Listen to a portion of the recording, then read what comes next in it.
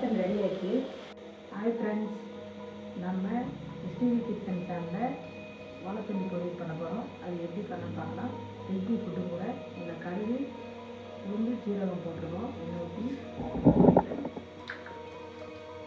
அடுத்து ரெண்டு கிராம்பு ஊற்றினோம், அதையும் போட்டுருக்கோம். லைட்டாக அது பொரியட்டும்.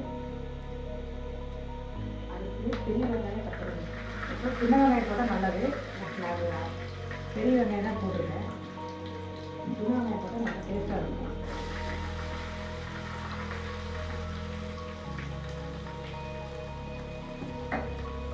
கொஞ்சம் உப்பு போட்டுக்கலாம்.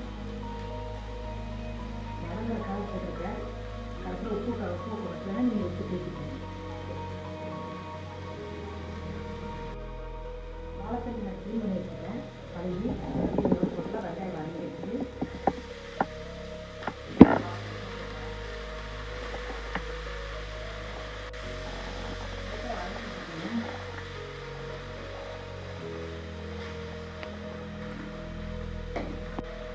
மஞ்சத்தூள் போட்டுருக்காங்க. நல்லா வதக்கி விட்டுருங்க. அதுக்கப்புறம் ஒரு தண்ணி ஊற்றி மூடி வைங்க. ஒரு 15 நிமிஷம் வெந்துடும். வாழைத்தண்டு ரொம்ப தண்ணி குடிக்காதீங்க. கால் டம்ளர்லேருந்து அரை டம்ளர் நல்லா